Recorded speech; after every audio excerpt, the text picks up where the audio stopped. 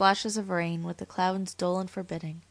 But now the sun was sinking in a sky of crimson, and for the morrow a faint moon held out a promise of fair weather. Elsie Mortimer gave a sudden exclamation and pointed to the coast. "Look!" she said.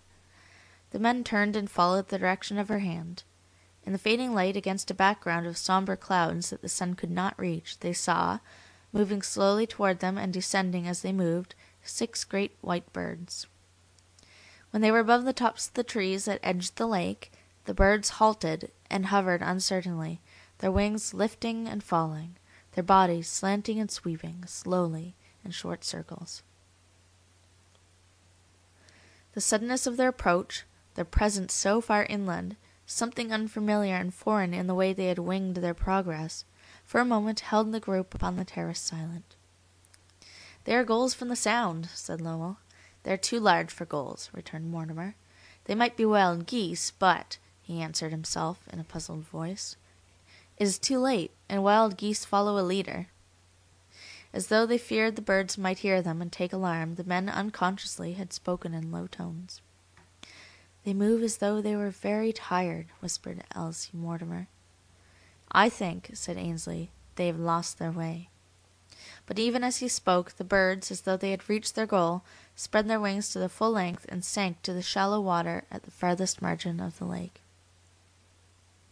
As they fell, the sun struck full upon them, turning their great pinions into flashing white and silver. "Oh!" cried the girl, "but they are beautiful." Between the house and the lake there was a ridge of rock higher than the head of a man, and to this Ainsley and his guests ran for cover. On hands and knees, like hunters stalking game, they scrambled up the face of the rock and peered cautiously into the pond.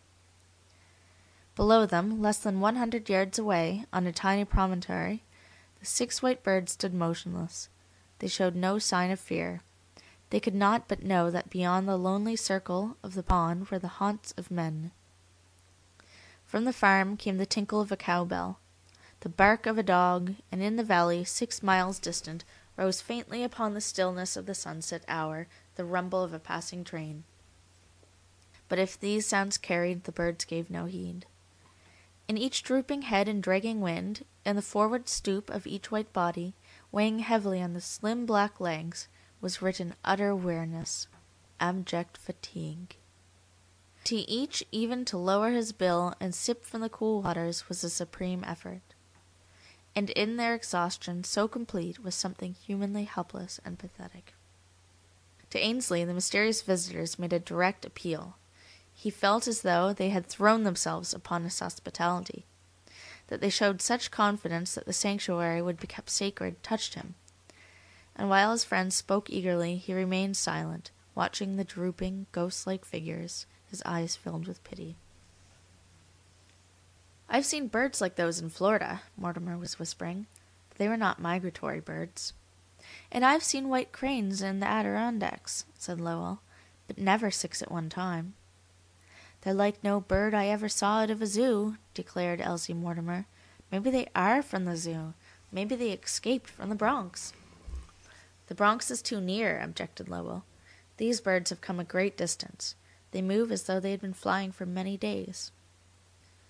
As though the absurdity of his own thought amused him, Mortimer laughed softly. "I'll tell you what they do look like," he said. "They look like that bird you see on the Nile, the sacred ibis. Something between a gasp and a cry startled him into silence. He found his host staring wildly, his lips parted, his eyes wide open. "Where?" demanded Ainsley. "Where did you say?" His voice was so hoarse, so strange, that they all turned and looked. "On the Nile," repeated Mortimer.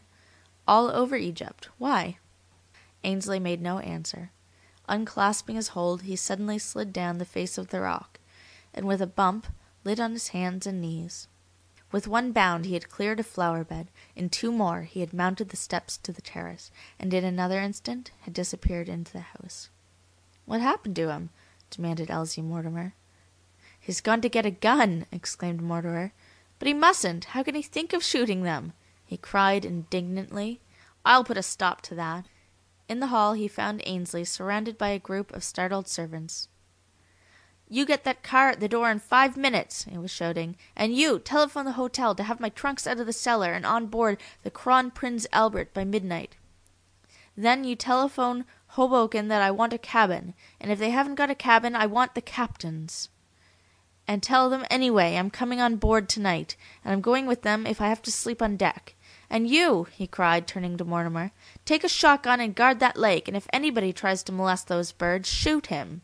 They've come from Egypt, from Polly Kirkland. She sent them. They're a sign. Are you going mad? Cried Mortimer. No, roared Ainsley. I'm going to Egypt, and I'm going now. Polly Kirkland and her friends were traveling slowly up the Nile and had reached Luxor. A few hundred yards below the village, their dahabeah was moored to the bank, and, on the deck, Miss Kirkland was watching a scarlet sun sink behind 2 palm trees. By the grace of that special providence that cares for drunken men, citizens of the United States and lovers, her friends were on shore, and she was alone. For this she was grateful, for her thoughts were of a melancholy and tender nature, and she had no wish for any companion save one. In consequence, when a steam launch, approaching at full speed with the rattle of a quick-firing gun, broke upon her meditations, she was distinctly annoyed. But when, with much ringing of bells and shouting of orders, the steam launch rammed the paint off her dahabeah, and a young man flung himself over the rail and ran toward her, her annoyance passed, and with a sigh she sank into his outstretched eager arms. Half an hour later Ainsley laughed proudly and happily. "Well," he exclaimed, "you can never say I kept you waiting. I didn't lose much time, did I? 10 minutes after I got your CQD signal, I was going down the Boston Post Road at 70 miles an hour. "My what?" said the girl. "The sign," explained Ainsley. "The sign you were to send me to tell me," he bent over her hands and added gently, "that you cared for me." "Oh, I remember," laughed Polly Kirkland. "I was to send you a sign, wasn't I? You were to read it in your heart," she quoted. "And I did," returned Ainsley complacently. "There were several false alarms, and I'd almost lost hope, but when the messengers came I knew them." With puzzled eyes the girl frowned and raised her head. "Messengers?" she repeated. "I sent no message.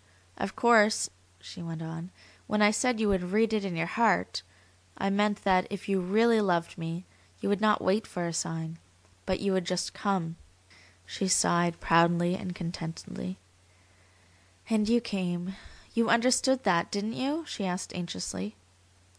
For an instant Ainsley stared blankly, and then to hide his guilty countenance drew her toward him and kissed her. "Of course," he stammered, "of course I understood. That was why I came. I just couldn't stand it any longer."